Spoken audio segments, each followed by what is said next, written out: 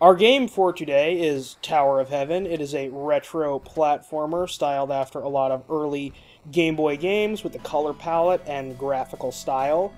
In this game, you play as a little person, and you go up this tower, and you have to contend with new rules on each floor that dictate how you can move. So right off the bat, the first thing I really noticed that I loved was the soundtrack for this game. Yes. it rings of just that pure nostalgic awe that a Game Boy game would bring to you. It's just The music is good, I will give it that. My one qualm with the music, it's way better than anything the Game Boy could actually ever do on its own. True. So that is one of my that's always one of my little pet peeves when stuff that's trying to sort of emulate a graphical style is going too high tech or low tech with sound or something like that, or imitating the wrong kind of sound chip. Really minor quibble because it is really good music, but anyway. Yeah, and I'm not just saying it's good because of like what synths he used, but just the scales and the arpeggios and just the chord progressions on the songs and stuff. Even if he was using a lower quality 8-bit thing, so that way it would more correlate to what a Game Boy could put out, I think it would still be amazing because I really like how he did the music. And in general, this game is pretty good, too. Yeah. This is one of the better indie retro platformers I have played recently, and these are kind of dime a dozen. So, that is pretty great. It's definitely not just a bum rush, jump type thing like your Mario game. I mean, some areas require precise timing, and you gotta be careful about where you're stepping, because you could be just a millisecond off and you get your head cut off by a saw blade. And that's what I really like about it too. I'm not really a huge fan of super fast platformers.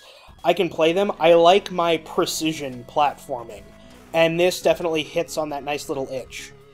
And the main gimmick of this game is that set of rules that you eventually get. So with these rules, it eventually gets more and more complex as time goes on. It starts out just kind of your simple stuff. You get killed if you touch a certain color of block, and then they start getting a little more complex and a little esoteric. The best one that they introduce is probably that you cannot walk left. The way they introduce that is to place you inside of a puzzle room with a saw blade immediately to your right, and the only way to avoid it is to jump in the air and hold left while you are in the air. But then, as soon as you hit the ground, you can't be holding left anymore, or else you will immediately die, because that's your rule.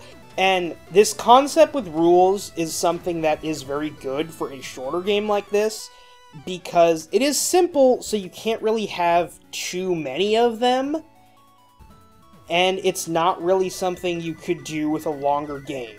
Because as a longer game concept, I don't think this would work, like, at all. You would just eventually get to a point where there would be too many rules and they would be too annoying. And this game is not really very long, either. I think I cleared this in like 30 minutes. I played through the entire thing. There are apparently a couple of secrets, but I think I know exactly where they are.